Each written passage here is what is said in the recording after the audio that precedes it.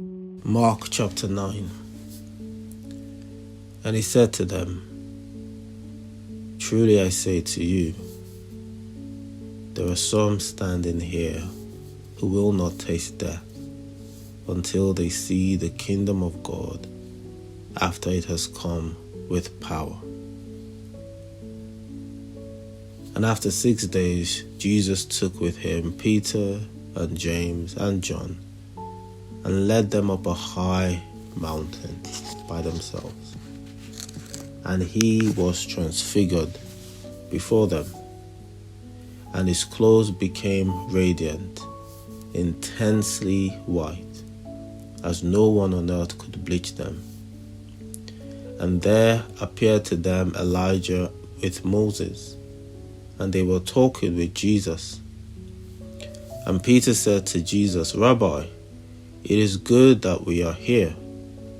Let us make 3 tents, one for you, and one for Moses, and one for Elijah." For he did not know what to say, for they were terrified. And a cloud overshadowed them, and a voice came out of the cloud, "This is my beloved Son. Listen to him." And suddenly looking around, they no longer saw anyone with them but Jesus only. And as they were coming down the mountain, he charged them not to tell anyone what they had seen until the Son of Man had risen from the dead.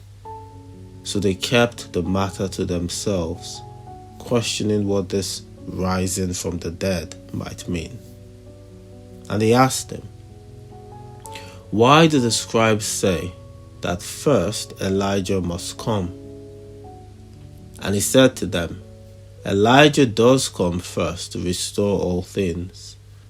And how is it written of the Son of Man that he should suffer many things and be treated with contempt? But I tell you that Elijah has come, and they did to him whatever they pleased, as it is written of him." And when they came to the disciples, they saw a great crowd around them, and scribes arguing with them. And immediately all the crowd, when they saw him, were greatly amazed and ran up to meet him and greeted him. And he asked them, "What are you arguing about with them?" And someone from the crowd answered him, "Teacher, I brought my son to you, for he has a spirit that makes him mute. And whenever it seizes him, it throws him down, and he foams and grinds his teeth and becomes rigid. So I asked your disciples to cast it out, and they were not able." And he answered them, "O faithless generation, how long am I to be with you? How long am I to bear with you? Bring him to me." And they brought the boy to him. And when the spirit saw him, immediately it convulsed the boy, and he fell on the ground and rolled about, foaming at the mouth. And Jesus asked his father, "How long has this been happening to him?" And he said, "From childhood, and it has often cast him into fire and into water to destroy him. But if you can do anything, have compassion on us and help us." And Jesus said to him, "If you can, all things are possible for one who believes." Immediately the father of the child cried out and said, "I believe, help my unbelief." And when Jesus saw that a crowd came running together, he rebuked the unclean spirit, saying to it, "You mute and deaf spirit, I command you, come out of him and never enter him again." And after crying out and convulsing him terribly, it came out, and the boy was like a corpse, so that most of them said, "He is dead." But Jesus took him by the hand and lifted him up, and he arose.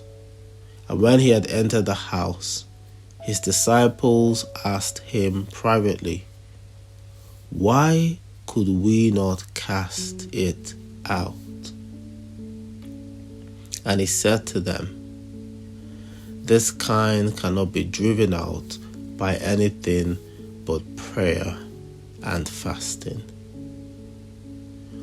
They went on from there and passed through Galilee, and he did not want anyone to know, for he was teaching his disciples, saying to them, "The Son of Man is going to be delivered into the hands of men, and they will kill him.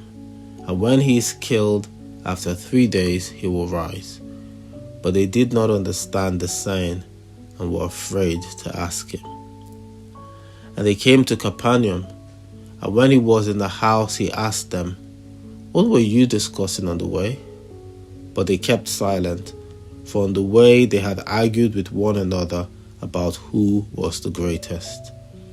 And he sat them down and called the 12, and he said to them, "If anyone would be first, he must be last of all and servant of all." And he took a child and put him in the midst of them. And taking him in his arms, he said to them, "Whoever receives one such child in my name receives me. And whoever receives me receives not me, but him who sent me."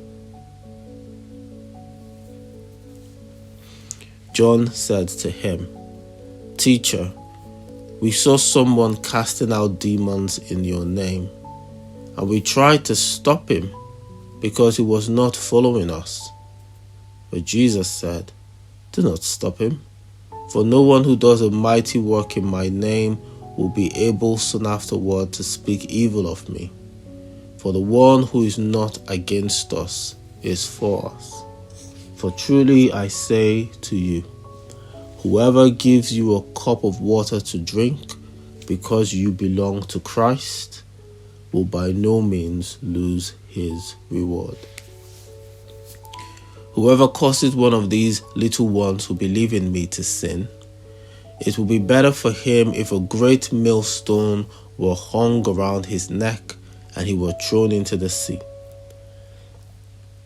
And if your hand causes you to sin, cut it off.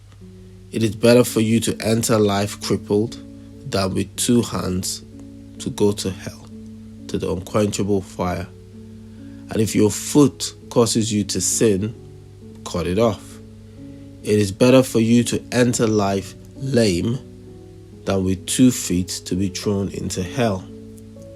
And if your eye causes you to sin, tear it out. It is better for you to enter the kingdom of God with 1 eye than with 2 eyes to be thrown into hell, where their worm does not die and the fire is not quenched. For everyone will be salted with fire.